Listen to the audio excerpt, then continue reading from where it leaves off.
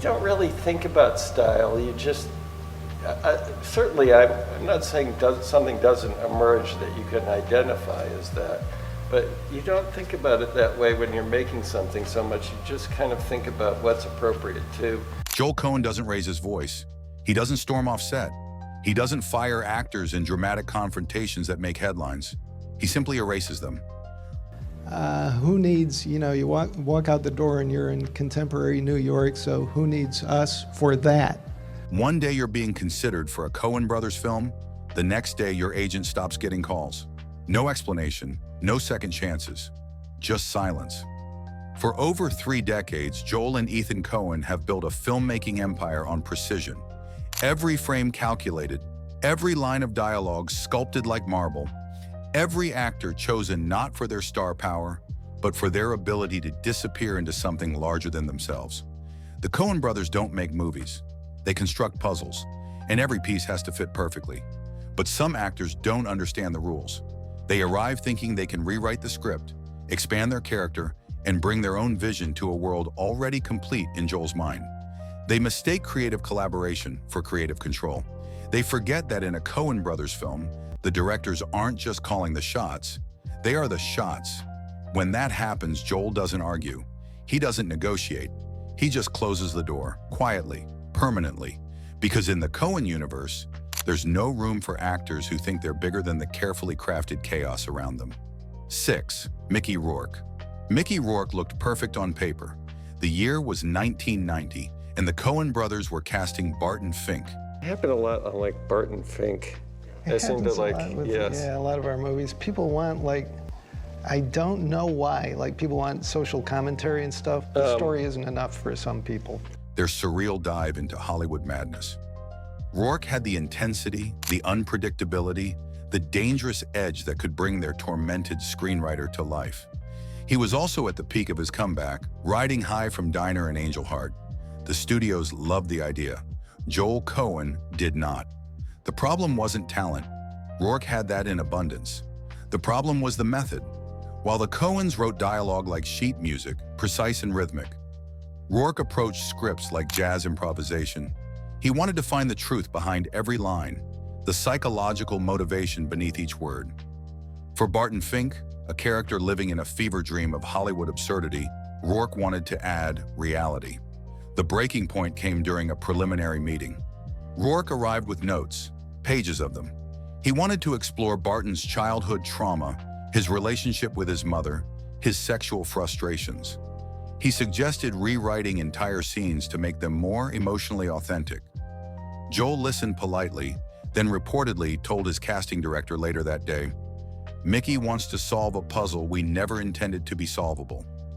Within a week, John Turturro was cast instead. Turturro understood something Rourke couldn't grasp. In a Coen brothers film, you don't become the character. You become the instrument the character plays through. The performance that followed was career-defining, not because Turturro was more talented than Rourke, but because he knew when to disappear. 5. Sean Penn.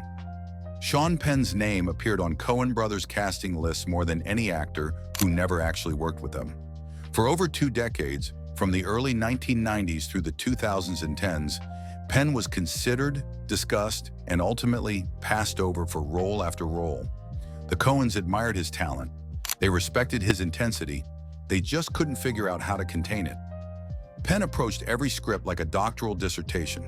He dissected motivations, analyzed subtext, and demanded to understand the deeper meaning behind every choice his character made.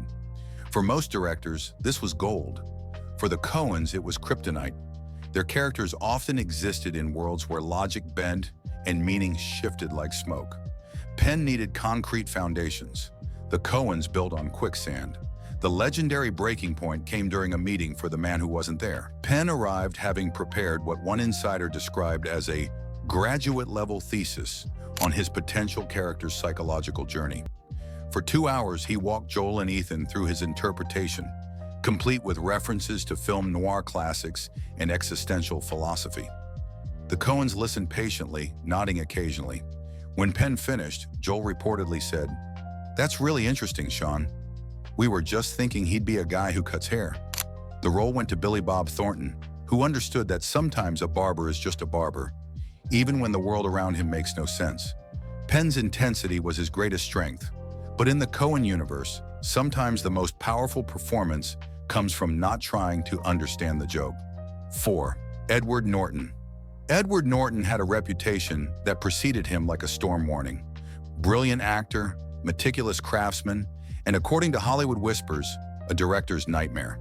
He rewrote scripts, questioned every creative decision, and turned collaborative filmmaking into intellectual warfare.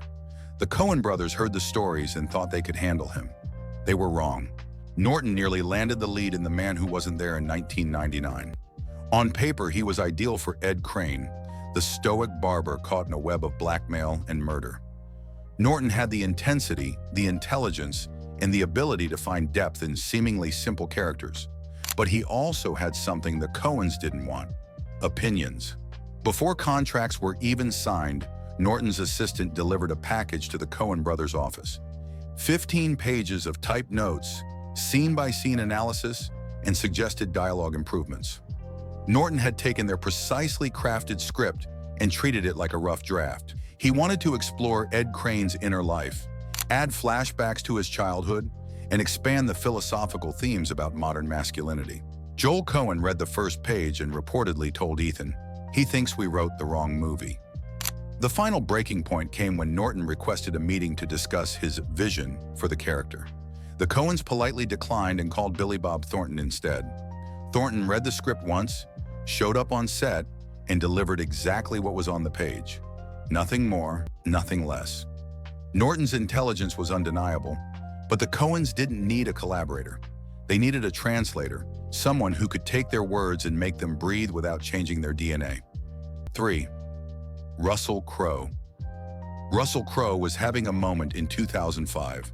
Fresh off his Oscar win for Gladiator and riding high from Master and Commander, he was Hollywood's go-to leading man for projects that demanded gravitas and intensity.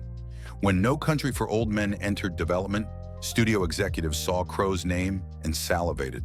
The Coen brothers saw it and winced. The role of Llewellyn Moss, the welder who stumbles into a drug deal gone wrong, required an everyman quality.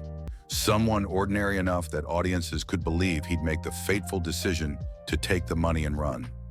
Crowe, for all his talent, carried the weight of his stardom like armor. He couldn't disappear into a role because his presence filled every frame, but it wasn't just the star power that concerned the Coens. Crowe's team came with demands that revealed a fundamental misunderstanding of the material.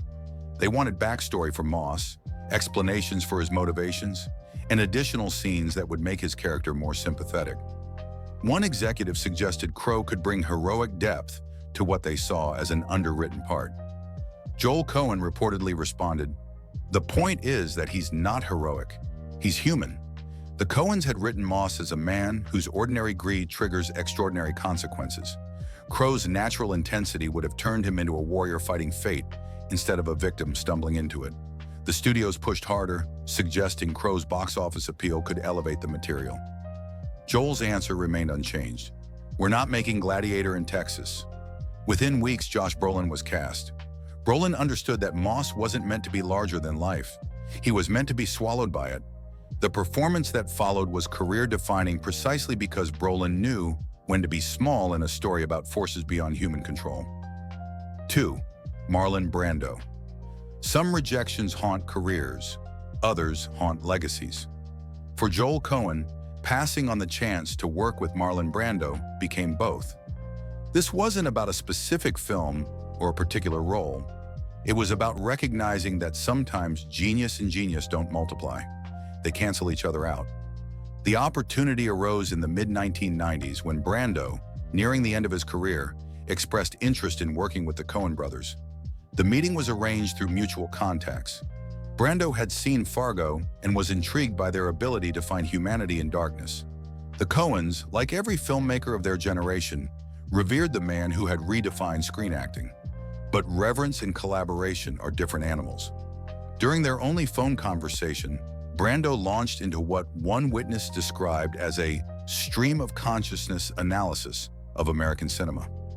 He talked for 40 minutes about the psychological underpinnings of violence in film, the responsibility of artists in a corrupt society, and his theories about methods acting as spiritual exploration.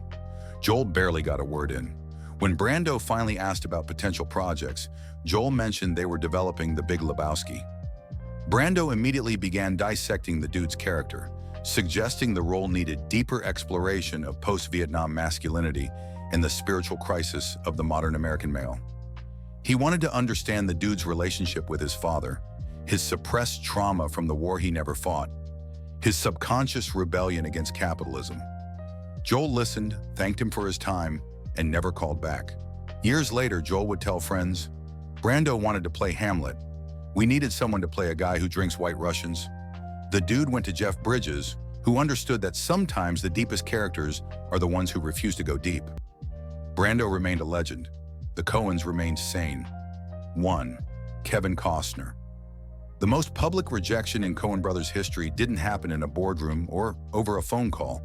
It happened in the pages of Variety, where Kevin Costner's team made the mistake of negotiating through the press. The year was 1995, and Fargo was being cast. Costner wanted in. Joel Coen wanted him out. Costner was coming off a string of hits where he played the moral center of every story. Dances with Wolves, JFK, The Bodyguard. He was America's leading man, the guy who always did the right thing and saved the day. His team saw Jerry Lundegaard, the desperate car salesman at the heart of Fargo, as a chance to show Costner's range. They were catastrophically wrong. The breaking point came when Costner's representatives requested script changes. They wanted Jerry to be more sympathetic, less bumbling, maybe even heroic by the end. One leaked memo suggested making Jerry a man pushed too far who fights back against impossible circumstances. They wanted to turn a dark comedy about human weakness into a Kevin Costner vehicle about triumph over adversity. The audacity was breathtaking, even by Hollywood standards. Joel Coen's response was swift and final. Jerry isn't supposed to be likable. He's supposed to be pathetic. When Costner's team suggested the character could find his courage in the third act, Joel reportedly laughed and hung up the phone. The Coens weren't making a redemption story. They were dissecting the American dream's underbelly. Within days, William H. Macy was cast, and Costner's team was left scrambling to explain why their client had chosen to pursue other projects. Macy understood what Costner never could. Jerry Lundegaard wasn't a hero waiting to emerge. He was a small man making small choices that spiraled into enormous consequences. The performance that followed earned Macy an Oscar nomination and became one of cinema's greatest portraits of ordinary evil. Costner got to remain a leading man. Macy got to become an actor. Joel Coen never apologized for his choices. He built a career on precision, not popularity. In his world, the wrong actor doesn't just ruin a scene. They destroy the entire delicate ecosystem of absurdity and truth that makes a Coen brothers film work. Sometimes the best casting decision is no casting decision at all.